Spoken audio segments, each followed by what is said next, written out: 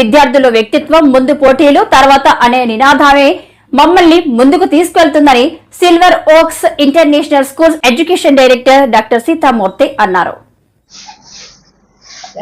Good morning, నా పేరు సీతామూర్తి. నేను సిల్వర్ ఓక్స్ ఇంటర్నేషనల్ స్కూల్స్ కి డైరెక్టర్ ఎడ్యుకేషన్ 2005 నుంచి చేస్తున్నాను. మా ఫస్ట్ స్కూల్ హైదరాబాద్ లో స్టార్ట్ చేశాము. విదిన్ 10 years స్కూల్ చాలా పాపులర్ అయిపోయింది. ఎందుకంటే క్యారెక్టర్ ఫస్ట్, కాంపిటెన్స్ నెక్స్ట్ అనే ఐడియాలజీ తోటి మేము ముందుకెళ్తున్నాం అనమాట. ఆ తర్వాత వైజాగ్లో 2017 రిషికొండలో స్టార్ట్ చేశాము.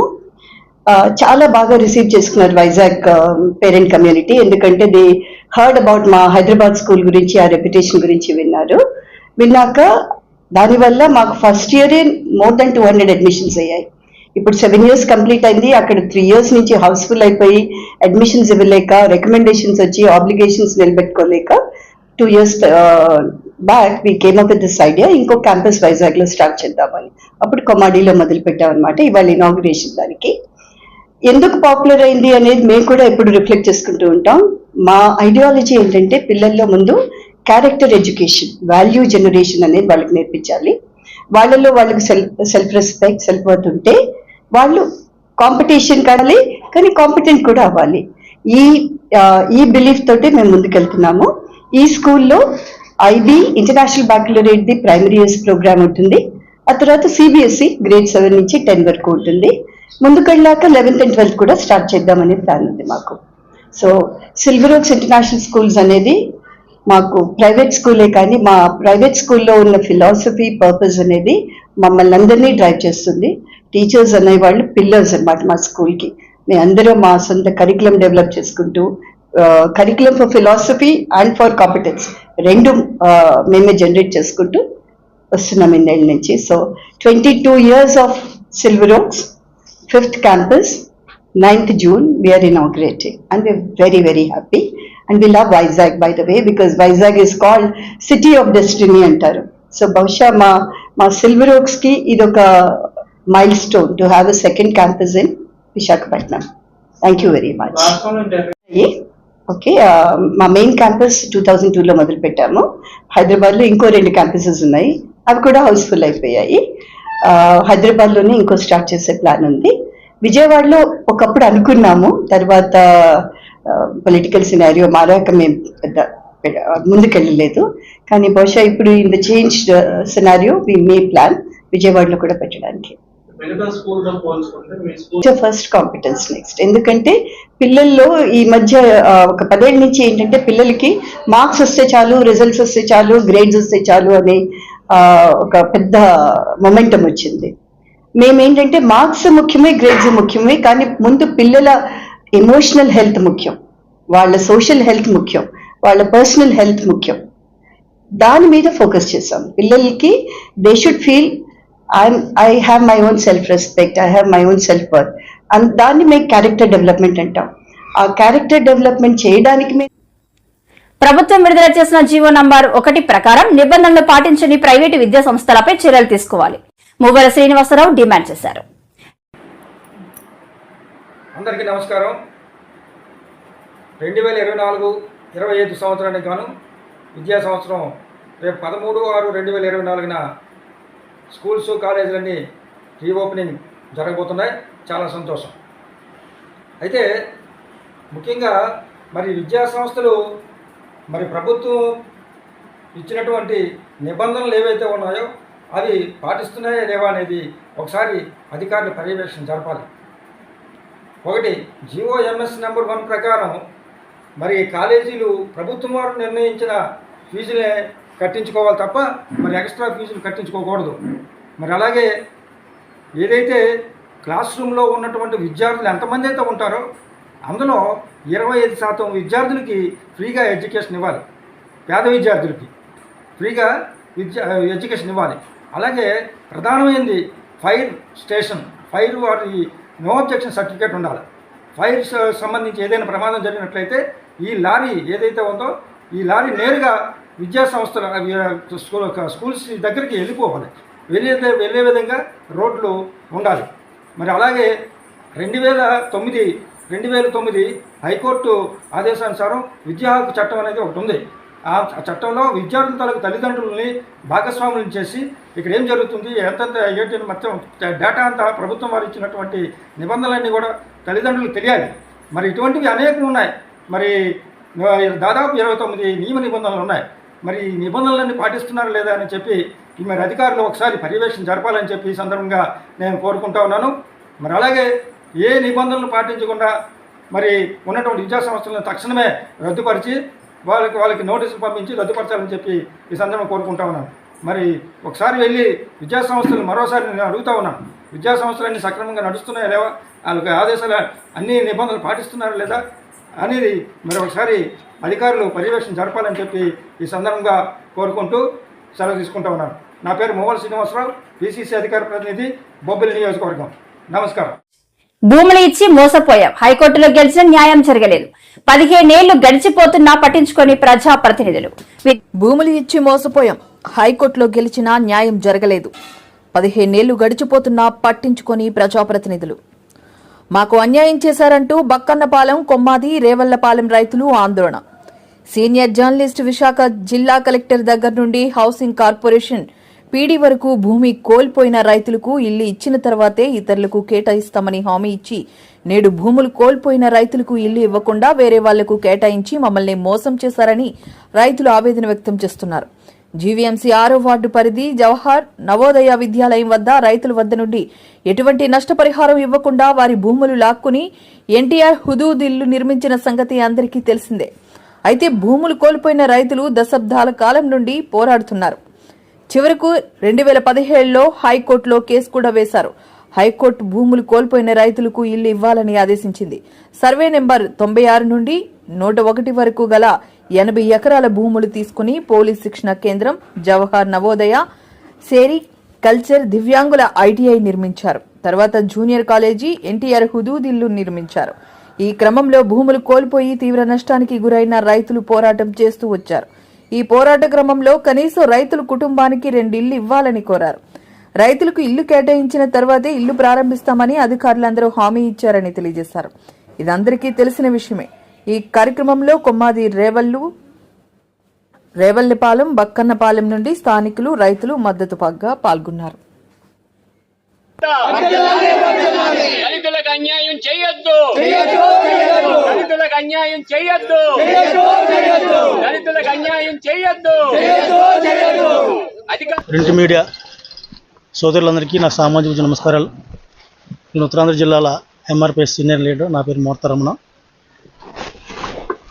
1976లో బక్కన్నపాలెం, రేవలపాలెం, కొమ్మాది ఎస్సీలు, బీసీలు, దళిత రైతులకు గవర్నమెంట్ ఇచ్చిన డీపారం పట్టా భూమి 86 ఎకరాల భూమి 86 కుటుంబాలు సాగు చేసుకుని బతుకుతుండేవి. ఈ భూమి గత కొంతకాలంగా వర్షాలు లేని కారణంగా వ్యవసాయం చేయలేకపోతే రైతులు ఇబ్బంది పడుతున్న క్రమంలో గుడిసెలు వేసుకొని ఈ భూమి మీద నివాసం ఉండేవారు. నివాసం ఉంటున్న క్రమంలో గవర్నమెంట్ వారికి పక్కన లొకేషన్ కాలేజ్ కోసం కొంత సైట్ తీసుకున్నారు. గంటా శ్రీనివాస గారు మంత్రి టైంలో 2016-17లో తీసుకున్నారు. అప్పుడు మేము రైతులందరూ ధర్నా చేసినప్పుడు ప్రతి రైతు కుటుంబానికి ఒక 2 ఇల్లు చొప్పున ఇస్తామని అప్పుడున్న ఆర్డీఓ వెంకటేశ్వరరావు గారు, ఎంఆర్ఓ సుధాకర్ నాయుడు గారు, తర్వాత వచ్చిన ఎంఆర్ఓ శంకర్రావు గారు, వీళ్ళంతా కరస్పాండెన్స్ చేసి వచ్చి చూసి ఎంక్వైరీ చేసి ప్రతి రైతు, దళిత రైతులే ఎకరం భూమి కోల్పోయిన రైతులకు ఇవ్వాలి ఇల్లు, వీళ్ళు న్యాయమైన పోరాటం అని చెప్పి రైతుల తరపున అధికారులందరూ నిలబడి మాకు కట్టిన ఇల్లులో సగ భాగం మాకు ఇస్తామని ఆ రోజు అప్పుడున్న ఆర్డీఓ గారు మాకు లెటర్ ఇచ్చారు, హామీ ఇచ్చారు. టీడీపీ గవర్నమెంట్లో గంటా శ్రీనివాస మంత్రి టైంలో కరస్పాండెన్స్ జరిగింది. అన్ని కారణాల వల్ల ఎలక్షన్ ముందు మాకు ఇవ్వలేకపోయారు. గవర్నమెంట్ మారిపోయింది. గవర్నమెంట్ మారిన తర్వాత కూడా మేము హైకోర్టుకి వెళ్ళి ఒక ఆర్డర్ తీసుకొచ్చాము, మేమంతా రైతులు, మాకే ఇవ్వాలి భూములు ఇల్లు అని చెప్పేసి. హౌసింగ్ అధికారులు విశాఖ జిల్లా భీమిని నియోజకవర్గం మధురవాడ 7వ వార్డులో మధురవాడ టీడీపీ సీనియర్ నాయకులు, టీఎన్టీయూసీ రాష్ట్ర ప్రధాన కార్యదర్శి నాగోతి శివాజీ, నాగోతి సూర్యప్రకాష్, పిల్లా కాంతారావు ఆధ్వర్యంలో 7వ వార్డులో పలు ప్రాంతాల్లో కేక్ కటింగ్ ర్యాలీ ఘనంగా నిర్వహించారు. విశాఖ జిల్లా భీమిని నియోజకవర్గం మధురవాడ 7వ వార్డులో మధురవాడ టీడీపీ సీనియర్ నాయకులు, టీఎన్టీయూసీ రాష్ట్ర ప్రధాన కార్యదర్శి నాగోతి శివాజీ మరియు నాగోతి సూర్యప్రకాష్, పిల్లా కాంతారావు ఆధ్వర్యంలో 7వ వార్డులో పలు ప్రాంతాల్లో కేక్ కటింగ్ మరియు ర్యాలీ ఘనంగా నిర్వహించారు. ఆంధ్రప్రదేశ్ చరిత్రలోనే ఎన్డీఏ ఉమ్మడి కూటమికి ప్రజలు ఒక గొప్ప అవకాశం కల్పించారని, అలాగే కేంద్ర ప్రభుత్వంలో టీడీపీ, జనసేన పార్టీలు కీలకం కానున్నాయని, ఇది భగవంతుడు ఇచ్చిన గొప్ప అవకాశమని 7వ వార్డు తెలుగుదేశం పార్టీ నాయకులు పిల్లా వెంకట్రావు అన్నారు. రాష్ట్రంలో ఎన్డీఏ కూటమి అనూహ్య విజయం తర్వాత 7వ వార్డులో విజయోత్సవ సంబరాలు ఈ రోజు వరకు కొనసాగుతూ ఉన్నాయన్నారు. ఆదివారం కూడా 7వ వార్డు పరిధి కళానగర్ నాగోతి శివాజీ ఇంటి వద్ద కేక్ కటింగ్ జరిగింది. వాంబే కాలనీలో నగరపాలెం పార్క్ వద్ద, మధురవాడ దరీ నగరపాలెం రహదారి, ముత్తూట్ ఫైనాన్స్ బిల్డింగ్ వద్ద ప్రాంతాల్లో టీడీపీ, జనసేన, బీజేపీ కార్యకర్తలు విజయోత్సవ సంబరాలను ఘనంగా జరుపుకున్నారు. మన 7వ వార్డులో కళానగర్లో నాగోతి శివాజీ ఆధ్వర్యంలో మరి అందరినీ కూడా పిలిచి మంచి కేక్ కటింగ్ గౌరవంగా చేద్దామని చెప్పేసి అందరిని కూడా పిలవడం జరిగింది. మరి ఈరోజు చాలా చక్కమైన రోజు అని చెప్పేసి మన సోదరుడు అన్నాడు, అక్కడ మోడీ గారు ప్రమాణ స్వీకారం, ఇక్కడ కేక్ కటింగ్ కరెక్ట్ సమయం చూసి పెట్టాడని చెప్పేసి ఒక దయ్యం వచ్చి కాదట్లేదు. అలాగే మరి ఈరోజు ఉన్న పరిస్థితులన్నీ కూడా మీకు తెలుసు. మనం 1947లో స్వతంత్రం వచ్చిందని చెప్పేసి అన్నారు, కానీ ఆ రోజు మనం ఎవరూ కూడా చూడలేదు. కానీ నిజమైన స్వతంత్రం 4వ తారీఖున వచ్చింది అని చెప్పేసి కూడా మీ అందరూ కూడా గుర్తించారు. అయితే వాళ్ళు పెట్టిన ఇబ్బందులు అన్ని కూడా అందరికీ తెలిసిన విషయమే. చాలా ఇబ్బందులు పెట్టారు. కనీసం కొబ్బరికాయ కొట్టడానికి కూడా నోచుకోలేని పరిస్థితి కూడా అలా పరిస్థితి. ఏదైనా సరే శంకుస్థాపన పిలిచేవారు, పిలిచిన తర్వాత మమ్మల్ని పిలిచి మమ్మల్ని కూడా వాళ్ళ మనుషులు నెట్టేసి పక్క తోసేవారు. ఒక ఆడ మనుషులను కూడా కనీసం చూసేవారు కాదు. కానీ ఎంత దేనిగా గెలిచినా సరే ఇంత డబ్బు ఖర్చు పెట్టుకొని ఇంత జనాల్లో మనం 1000 ఓట్ల మెజార్టీ మీద మనం గెలిచినా సరే అక్కడ మనకి విలువ లేని పరిస్థితి, ఒక కార్పొరేటర్ కూడా విలువ లేని పరిస్థితి కూడా అయిపోయింది. అలాగే వార్డులోకి వెళ్తే కనీసం మాకు రేషన్ కార్డు లేదు, మాకు ఇళ్ల పట్టా ఇవ్వలేదు, మాకు అమ్మఒడి రాలేదు, మాకు పెన్షన్ రాలేదు. ఎందుకు రాలేదు అంటే దానికి కారణం మీ కరెంటు బిల్లు, లేదంటే కారు ఉంది, వాడికి తినడానికి తిండి లేనప్పుడు వాడికి కరెంటు బిల్లు 5000 వస్తుంది, 4000 వస్తుంది చూపడం ఏంటి. చిన్న రేగుల షెడ్ లో ఉండేవాడు, ఆ రేగుల షెడ్ లో ఉండేవాడు కాడికి ఎంత వస్తుంది? 200, 250 కాకపోతే 500 వస్తుంది, 5000 వస్తుందా? కానీ అలా అంట. వాడికి కారు ఉందని చెప్పేసి కొంతమందికి. ఇంకా మా ఊర్లో గరే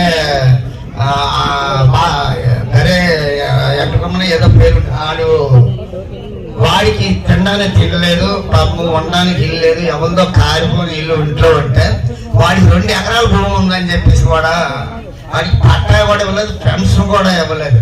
అలాంటి పరిస్థితుల్లోనూ మేము ఎమ్మెల్యే గారు కూడా చెప్పాం. మన ఊర్లో మీటింగ్ పెడితే, ఏంటంటే మరి చూడండి వీళ్ళందరూ అరుగులే కదండి, మరి వీళ్ళెవరికి కూడా ఇళ్ల పట్టాలు ఇవ్వలేదని చెప్పేసి అంటే అక్కడ వాలంటీర్ డబ్బులు తీసుకొని వాళ్ళకి ఎవరైతే కొద్దిగా డబ్బులు ఇవ్వడం, తర్వాత వాళ్ళకి ఎవరైతే ఇష్టపరంగా ఉంటే వాళ్ళకే ఇచ్చారు తప్ప వాడు టీడీపీ వాడు అని చెప్పేసి అంటే ముద్ర పడితే వాడికి కనీసం ఒక పెన్షన్ కానీ, ఒక ఇళ్ల పట్ట కానీ, ఒక అమ్మఒడి కానీ, ఒక చెయ్యూత కానీ ఏది కూడా కనీసం నోచుకోలేని పరిస్థితి అయిపోయింది. చాలా మంది బాధపడ్డారు. అయ్యో మనం తెలుగుదేశం పార్టీలో ఉండబట్టే కదా మనకి ఏది కూడా రాలేదు, మన పరిస్థితి ఏంటి ఇలాగ అయింది, ఎటు కాకుండా అయిపోయాము అనేసి చాలా మంది ఇదైతే నేను వాటిలోకి వెళ్తే ఇలా ఉంది పరిస్థితి అంటే మనకి అమ్మ మంచి రోజులు వస్తాయి, మీరు ఏం బాధపడవని పని లేదు అని చెప్పేసి కొంతమంది చెప్పి అలాగా మనం అని బాధపరిచి వాదార్చేవారు. ఇలా వాదార్చి ఈ రోజు అలా కష్టపడి మనం ఇంతవరకు కూడా వస్తే వాళ్ళు ఎప్పుడో పెట్టారు సిద్ధం సిద్ధం సిద్ధం అని చెప్పేసి ప్రతి చోట. మన వడా రోడ్ లో ప్రతి టీ స్టాల్ మీద, పాన్ షాపుల మీద ఏం పెట్టారు? సిద్ధం కోట్లు, తర్వాత నువ్వంటే నాకు నమ్మకం అని చెప్పేసి.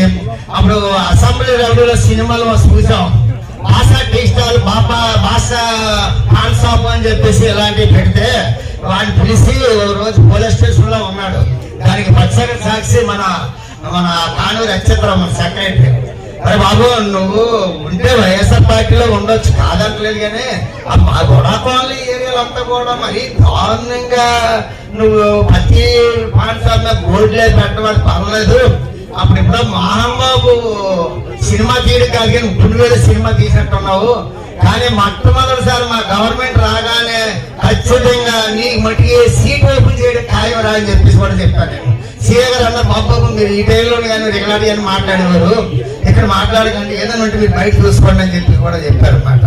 అలాంటి అరాచకాలు చేసుకుంటూ ప్రజాస్వామ్యాన్ని గౌరవించిన పార్టీ టీడీపీ పార్టీ అని పట్టాభిరామ్ అన్నారు. వైసీపీ అధికారంలో ఉండగా కూటమి పార్టీలంతా కలిసి ప్రజాస్వామ్య పరిరక్షణ ఉద్యమాన్ని చేపట్టాయని చెప్పారు. రాష్ట్రంలో ప్రజాస్వామ్యాన్ని బతికించామని అన్నారు. ఈ మేరకు ఆయన మీడియా సమావేశంలో పట్టాభి మాట్లాడారు. నంగనాచులాగా వచ్చి నీతులు మాట్లాడతారా? ప్రజాస్వామ్యాన్ని రక్షించాలంట. రాష్ట్ర గవర్నర్ గారి దగ్గరికి వెళ్ళి విన్నపాలు ఇస్తారు. విన్నపాలు ఇదా ప్రజాస్వామ్యాన్ని రక్షించడం అంటే? మా పార్టీ నాయకుల్ని అత్యంత దారుణంగా చంపటమా ప్రజాస్వామ్యాన్ని రక్షించడం అంటే?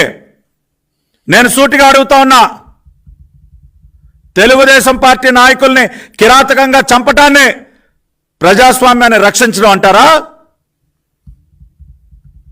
5 సంవత్సరాలు మీరు చేసినటువంటి పాపాలు, దాని యొక్క పర్యవసానమే మీరు చూశారు. జూన్ 4వ తేదీన 151 నుంచి 11 స్థానాలకి పడిపోయారు మీరు. కనీసం ప్రతిపక్ష హోదా కూడా దక్కలేదు. సిగ్గుపడకుండా ఇంకేం మొక్కలు పెట్టుకుని వస్తా ఉన్నారా మీడియా ముందుకు? మీరు ఏం మొక్కం పెట్టుకుని వస్తా ఉన్నారు? నిజమైనటువంటి దేవుడి స్క్రిప్ట్ ఏంటో జూన్ 4వ తేదీన చూపించాడు ఆ భగవంతుడు. 151లో మధ్యలో ఉన్నటువంటి 5ని చెరిపేశాడు ఆ భగవంతుడు. దేనికో తెలుసా? ఆ 5 సంవత్సరాల మీ 5 సంవత్సరాల పరిపాలన ఒక కళంకం ఈ రాష్ట్రానికి.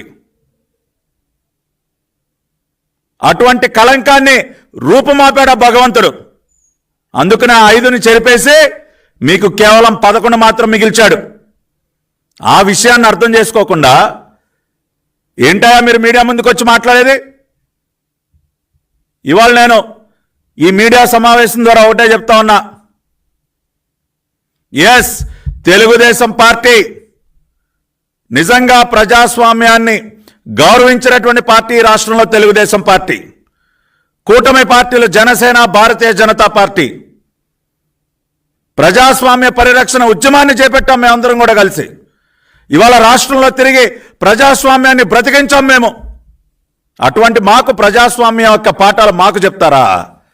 ఇటువంటి దారుణాలు కొడిగడుతూ మీరు ప్రజాస్వామ్యం గురించి మాట్లాడతారా? నారా చంద్రబాబు నాయుడు గారు మాకు ఒక క్రమశిక్షణ అలవాటు చేశారు. ప్రజాస్వామ్య విలువల గురించి మాకు ఎన్నోసార్లు ఆయన హితబోధ చేశారు. ఇవాళ అందుకనే చెప్తా ఉన్నాం, మీరేమీ ప్యాంట్లు తడుపుకోక్కర్లేదు. ఇవాళ వచ్చి అయ్యో బాబు అని గుండెలు బాదుకుంటా ఉన్నారు. ఈ గుండెలు బాదుకునేటటువంటి పిల్ల సైకోలందరికీ చెప్తా ఉన్నా తెలుగుదేశం పార్టీ పక్షాన, అరే బాబు మీరెవరూ ప్యాంట్లు తడుపుకోవద్దు. నేను హామీ ఇస్తా ఉన్నా, రాష్ట్రంలో ఎక్కడా కూడా మీ పైన భౌతిక దాడులు జరగవు. మీ ఇళ్ల పైన దాడులకు ఎవరు తెగబడరు. మీ కుటుంబ సభ్యులను ఎవరు కూడా భయభ్రాంతులకి గురి చేయరు. నాది హామీ. చంద్రబాబు నాయుడు గారి పక్షాన, లోకేష్ గారి పక్షాన, తెలుగుదేశం పార్టీ పక్షాన, కూటమి పక్షాన నేను హామీ ఇస్తున్నా, మేము అటువంటి పద్ధతిలో మేము వెళ్ళదలుచుకోలేదు. మేము హింసని ప్రేరేపించము. ఆ మార్గం మాది కాదు. కానీ అరే మీ అందరికీ చట్టం పవర్ ఏంటో చూపిస్తాం. కానూన్ కా హాత్ బహుత్ లంబా హై అని చెప్తా ఉంటారు కదా. చట్టం యొక్క చేతులు ఎంత దూరమైనా వెళ్ళగలవని చెప్పి నిజమైనటువంటి ఐపీసీ సెక్షన్ల పవర్ ఏంటో మీకు చూపిస్తాం. దానిలో ఎక్కడా కూడా రాజీ పడదలుచుకోలేదు. లోకేష్ గారి red book is a reality. అది గుర్తుపెట్టుకోండి మీరు. పిల్ల సైకోలందరికీ చెప్తా ఉన్నాం, లోకేష్ గారి red book is a reality. ఆయన ఊరికనే సరదాగా ఓపలేదు రెడ్ బుక్. ఐపీసీ సెక్షన్ల పవర్ చూపిస్తాం. రెడ్ బుక్ లో నమోదైనటువంటి ప్రతి ఒక్క వైసీపీ పిల్ల సైకోకి అవినీతి పరులైనటువంటి అధికారులందరి సంగతి తేలుస్తాం. Within the legal framework, చట్టానికి లోబడే మీ అందరికీ గట్టిగా బుద్ధి చెబుతాం. దానిలో ఏ విధంగా కూడా రాజీ పడేటటువంటి ప్రసక్తే లేదు. ఎన్ని పాపాలు చేశారా మీరు 5 సంవత్సరాల కాలంలో? దేవాలయం లాంటి మా కార్యాలయం పైన దాడి చేశారు. ఇదే పార్టీ కార్యాలయం పైన దాడి చేసిన రోజున మీకు ప్రజాస్వామ్యం గుర్తుకు రాలేదా? ఇవాళ ప్రజాస్వామ్యం గురించి రాష్ట్రంలో ఏ ప్రభుత్వం వచ్చినా, ఎవరు తమ వద్దకు వచ్చినా తాము ఉన్నది ఉన్నట్టుగానే మాట్లాడతామని, దూరమైనా పర్వాలేదని, సంపాదించుకోవాలి దాచుకోవాలనేది కాదని విశాఖ శారదా పీఠం స్వరూపానందేంద్ర స్వామి అన్నారు. సోమవారం ఆయన విశాఖలో మీడియాతో మాట్లాడుతూ, ప్రమాణ స్వీకారం చాలా అత్యద్భుతమైన ముహూర్తము, సింహలగ్నము, చాలా బ్రహ్మాండమైన ముహూర్తము. ఏమంటే ప్రశ్న అడుగుతాను. చాలా క్రిటికల్గా ఉంది, కష్టమైన పరిస్థితుల్లో ఉంది అని అన్నారు. అంటే ఇంతకు ముందు పాలన వలన అట్లా ఉందని అభిప్రాయపడుతున్నారు. నేను ఏ రోజు కూడా నా జీవిత చరిత్ర 30 సంవత్సరాలు పీఠాధిపతిగా ఉండి ఈ రోజుకి 30 సంవత్సరాల్లో పరిపాలన విషయంలో నేను ఎప్పుడు మాట్లాడలేదు. ఎప్పుడు ఏ ప్రభుత్వంలో కూడా కలుగు చేసుకోలేదు. ఆ రోజుల్లో చంద్రబాబు నాయుడు గవర్నమెంట్ చూశాను, కొత్తగా వచ్చిన రోజుల్లో. తర్వాత రాజశేఖర రెడ్డి గవర్నమెంట్ చూశాను, కిరణ్ కుమార్ రెడ్డి, రోసయ్య, మళ్ళా చంద్రబాబు, మళ్ళా జగన్మోహన్ రెడ్డి. ఏ పరిపాలనలో కూడా నేను పరిపాలన విధానంలో ఎప్పుడు కూడా తలదూర్చలేదు. ఇది మీరు గుర్తుపెట్టుకోవాలి. నేను దేవాదాయ ధర్మాదాయ శాఖ టీటీడీ వరకే పరిమితమై, ముఖ్యంగా ముహూర్తాలు నాకు అదృష్టమో దురదృష్టమో తెలియదు, కానీ తెలిసిన దాన్ని ఉన్నది ఉన్నట్టుగా డైరెక్ట్గా చెప్పడం అలవాటు. లౌక్యం పెట్టడం తెలియదు. ఎప్పుడు కూడా అలా తప్పులుంటే చెప్పడమే అలవాటు. ఉదాహరణకి శ్రీశైలం ఏదైతే ఉందో ఆ శ్రీశైలం కుంభాభిషేకం చెయ్యొద్దని చెప్పింది నేను, దక్షిణాయనంలో చేయకూడదు అని ఆపింది నేను. జగన్మోహన్ రెడ్డి గవర్నమెంట్లో ఆపితే కోర్టుని మేనేజ్ చేసి ఉత్తరాయణం వచ్చింది కదా చేశారు. మాఘమాసం ఉత్తరనాసహ అని ఉంది ఆగమంలో, శైవాగమంలో. మాఘమాసంలో శైవాగమంలో శ్రీశైలం కుంభాభిషేకం చేయకూడదని ఉంది. అది జగన్మోహన్ రెడ్డి గవర్నమెంట్లో దేవాదాయ శాఖ రాసి పంపించారు. ఇంకా చాలా ఉన్నాయి ఇందులో. రాజులకి పుత్రుడంటే రాష్ట్రమే కదా. ఈరోజు ఏం జరిగిందో మీరు చూశారు. సింహాచలంలో ఆ రోజు ఎలా మాట్లాడానో చందనోత్సవంలో మీరు చూశారు. అది తిరుమల తిరుపతి దేవస్థానంలో జరిగిన వెంకటేశ్వర స్వామి నిత్యం వందలాది సంవత్సరాలు, వేలాది సంవత్సరాలు జరిగే అన్నప్రసాదాన్ని తృణధాన్యంతో మార్చినప్పుడు కూడా నేను విభేదించాను, లెటర్ రాశాను. అందువల్ల ఈ స్వరూపానంద ఏ గవర్నమెంట్ వచ్చినా, ఎవరు మా దగ్గరికి వస్తున్నా మేము ఉన్నది ఉన్నట్టుగా మాట్లాడతాం. దూరమైనా పర్వాలేదు, మేము గవర్నమెంట్ల దగ్గర బట్టికే పీఠం కాదు ఇది. ఉన్నది ఉన్నట్టుగా మాట్లాడటమే. సంపాదించుకోవాలి దాచుకోవాలి అనుకునే పీఠం కాదు ఇది. ఇది ఏబిఎన్ రాధాకృష్ణ గారికి నాతో చాలా అనుబంధం ఉంది.